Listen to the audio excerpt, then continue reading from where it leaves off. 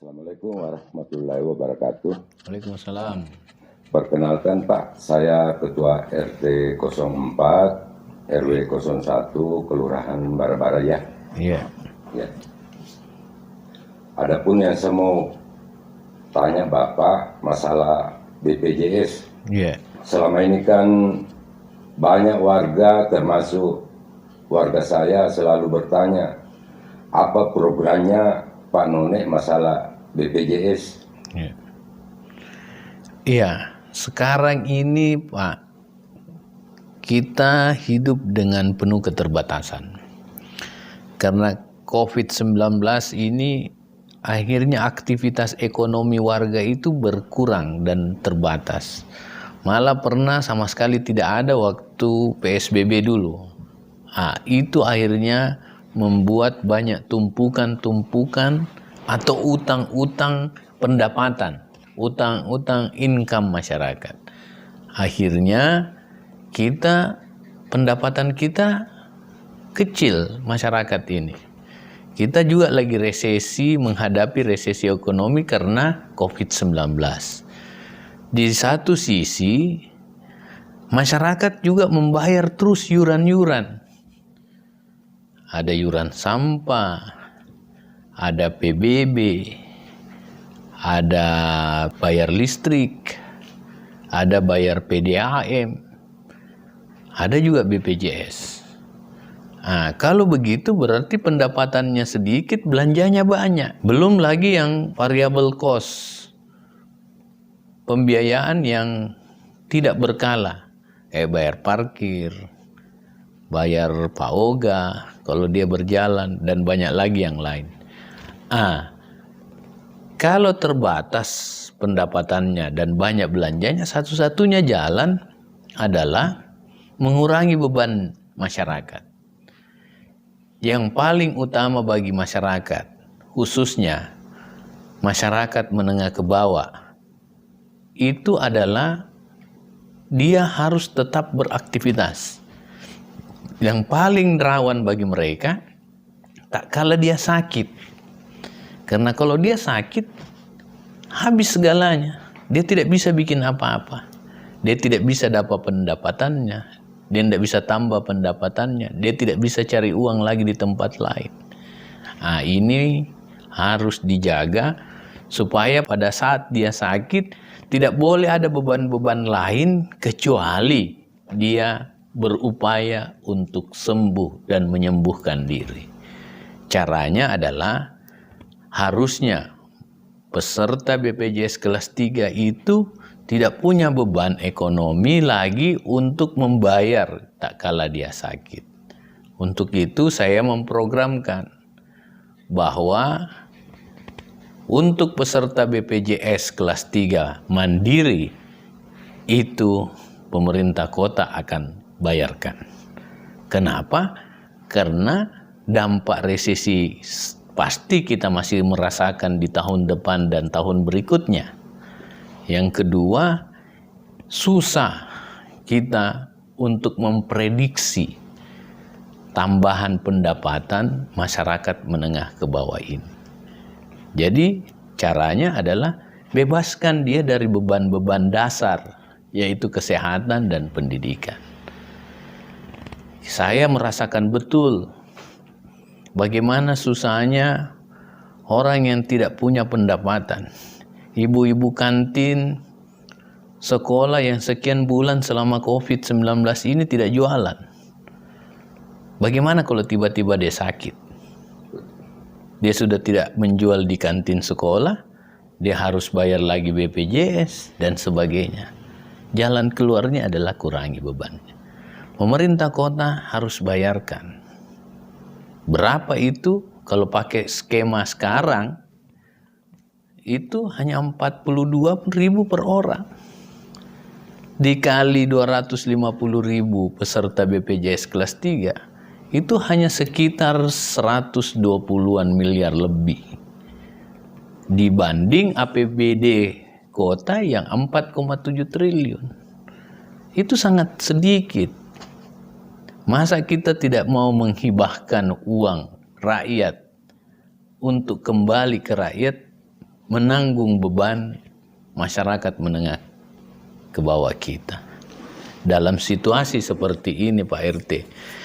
Jadi ini beda dengan program gratis-gratisan. Ini kita bayarkan. Berarti secara ekonomi tidak ada yang terganggu, baik pemerintah kota maupun BPJS. Karena proses pembayaran tetap ada. Yang kedua, bagi penerima manfaat, ini bukan pelayanan asal-asalan. Karena dibayarkan, dia pelayanannya harus standar. Jadi tidak boleh lagi rumah sakit bilang tidak ada kamar, tidak ada dokter, tidak ada obat. Karena dibayarkan. Mereka membayar. Nah, inilah gunanya hadir pemerintah di saat-saat masyarakat lagi terbatas, lagi susah karena resesi dan COVID-19 ini, akhirnya mampu menghadirkan keringanan bagi masyarakat peserta BPJS kelas 3. Kalaupun nanti skemanya bukan lagi masyarakat peserta BPJS itu dikelas-kelaskan, tapi kan kita punya database bahwa penduduk menengah ke bawah itu ini. Baik di dinas sosial, di statistik kan ada. Di ketua RT juga pasti ada yang masyarakat. Nah, itu tetap kita lakukan pembayaran terhadap biaya-biaya kesehatannya. Masa anggaran-anggaran perjalanan dinas boleh kita lakukan, masa untuk membayar rumah sakit yang hanya 42.000 per bulan itu kita tidak bisa lakukan. Seharusnya bisa, Pak Ketua RT. Ini ada satu lagi pertanyaan, Pak. Masalah air. Iya. Selama ini kan mau dikata sebagian besar masyarakat Makassar Iya. selalu mengeluh masalah air, Pak. Iya. Kira-kira bagaimana kalau Bapak terpilih, kira-kira programnya masalah air? Oke. Air itu kita dekatkan juga kepada orang yang menginginkan, yang membutuhkan air bersih. Salah satunya adalah kita dekatkan di tingkat RT. Nah, program kami di setiap RT ada air bersih yang bersumber di luar air PDAM. Tetapi dia bersumber dari air yang disiapkan dari area RT tersebut. Apakah memakai sumur dalam ataukah sumber-sumber lainnya.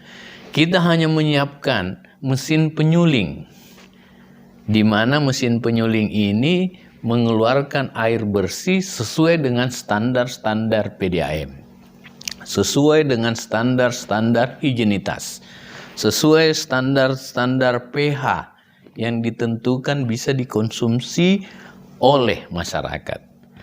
Dan sumber-sumber itu harus dikalibrasi oleh PDAM, harus direkomendasi oleh PDAM, harus dikatakan layak oleh PDAM maupun dari dinas kesehatan ataupun instansi terkait.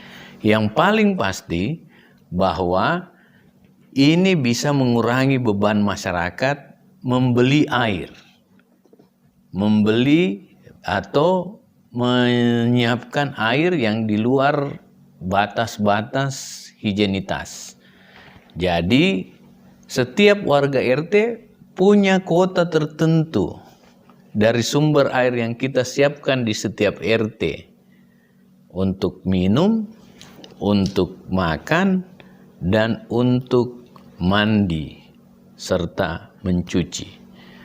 Untuk itu, dia hadir di tiap RT dan itu gratis. Ini juga dikelola oleh RT karena RT kan kita sudah siapkan staf. Dia salah satu pekerjaannya adalah mengelola sumber air bersih tersebut. Jadi tidak ada lagi suatu saat dibilang tidak ada air di area situ, tidak ada. Karena ada sumber air yang kita siapkan melalui mesin.